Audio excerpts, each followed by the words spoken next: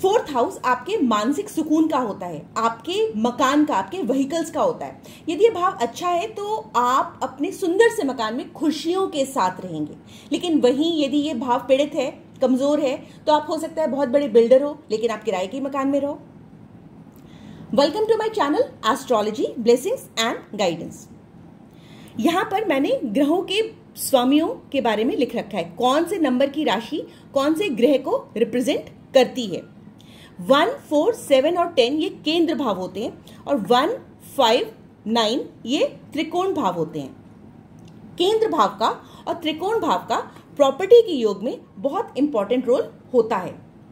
तो यदि कुंडली के 4th हाउस में चंद्रमा बैठा है और वो अपने ही 4 नंबर की राशि में बैठा हुआ है, चंद्रमा यहाँ 4 नंबर की राशि में अपनी ही राशि में बैठा हुआ है, या फिर 10th हाउस में चंद्रमा बैठ रहा है और यहाँ पे अपने घर को देख रहा है, तो दशा अंतरदशा में आपको आपके मकान का सुख मिल जाता है।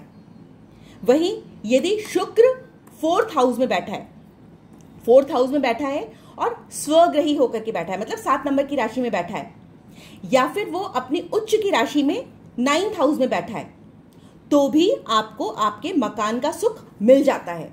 शुक्र लग्जरी का कारक होता है, आराम का कारक होता है, चाहे आप अपने बंगले में रहें या फिर 2 कमरे के मकान में रहें। यदि शुक्र बलवान है तो आप लग्जरीज अट्रैक्ट कर ही लेते हो। उस पर पाप ग्रहों की दृष्टि नहीं होनी चाहिए, वो शुभ प्रभाव में होना चाहिए, तो आप एक नहीं कई सारे मकानों के मालिक बन सकते हैं। यदि हम मकर लगन की कुंडली की बात करें तो मकर लगन की कुंडली में 10th हाउस में यदि 7 नंबर की राशि होती, 10, 9, 8, 7 7 नंबर की राशि हुई, और यदि यहां पर 7 नंबर की राशि में शुक्र भी बैठ गया तो दशा अंतरदशा में आप स्वयं के मकान का सुख ले सकते हैं। परिवर्तन राजयोग के अंडर यदि हम बात करें तो यहां पर 4th हाउस लगन के लॉर्ड 4th हाउस में और 4th हाउस के लॉर्ड लगन में, यहां लगन के लॉर्ड 4th हाउस में और 4th हाउस के लॉर्ड यहां पर बैठ जाए। मान लीजिए जैसे यहां पर 8 नंबर की राशि है तो 8 नंबर का स्वामी कौन हुआ? मंगल। मंगल आकर के बैठ जाए शनि के 11 नंबर के भाव में और शनि जाकर के बैठ जाए मंगल के घर में, तो इसको आप परिवर्तन राजयोग कहते हो। तो इस कंडीशन में मंगल और शनि की दशा में आपका अपना मकान बन जाता है। 5th कंडीशन के हिसाब से यदि शुक्र और चंद्रमा की युति हो जाए, वो कंजंक्शन में आ जाए और 4th हाउस लॉर्ड केंद्र में या त्रिकोण में बैठ जाए।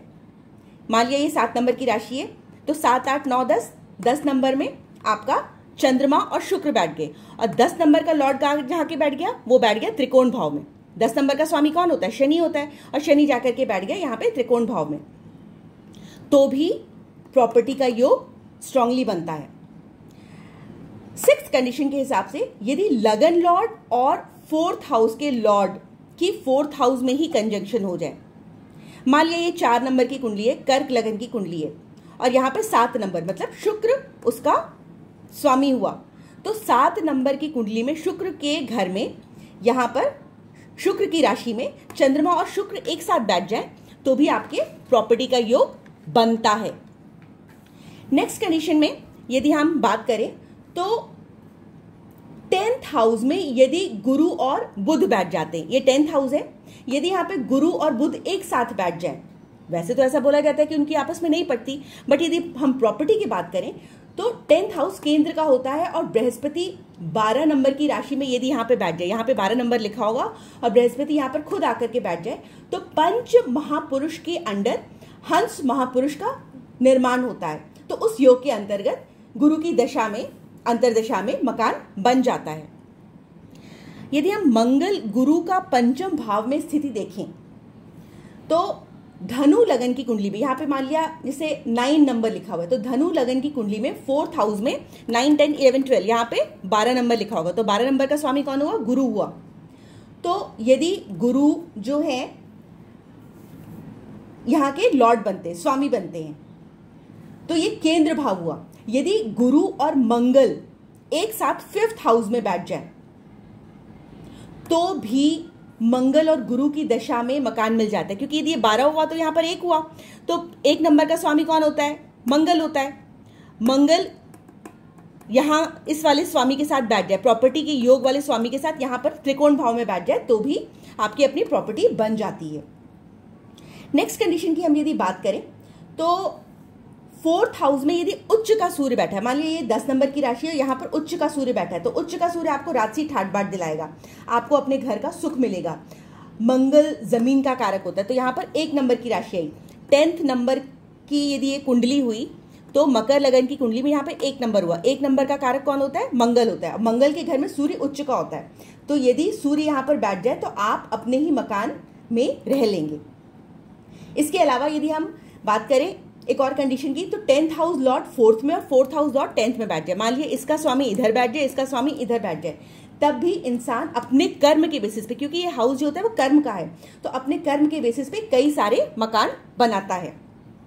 यदि आपके मकान में कुंडली का ऐसा कोई योग नहीं बन रहा, इसके अलावा भी कई सारे योग होते हैं, यदि आपके मकान में, आपकी कुंडली में मकान का योग नहीं बन रहा, तो आप कुछ उपाय कर सकते हैं। आप 4th हाउस लॉर्ड के, जो भी इसका स्वामी है, यहाँ पर आपका जो भी नंबर लिखा हुआ है उसका जो भी स्वामी है, उसके मंत्रों का जाप करिए, श्री सूक्त का पाठ करिए। श्री सूक्त जो होता है वो लक्ष्मी जी, वीनस को रिप्रेजेंट करता है, तो यदि इसका आप नियमित पाठ करेंगे तो आपका ये वाला प्रॉपर्टी का भाव एक्टिवेट हो जाएगा। इसके अलावा आप मूंगे के गणपति की स्थापना करके मंगल स्रोत का भी पाठ कर सकते हैं, क्योंकि मंगल भी जमीन का कारक होता है। आप सैटरडे को भूखे व्यक्तियों को भोजन कराइए, तो आपकी लाइफ में जितने भी ऑब्स्टिकल्स आने वाले हैं जो आपको मकान का निर्माण नहीं करने दे रहे, उसमें भी आपको बहुत राहत मिलेगी।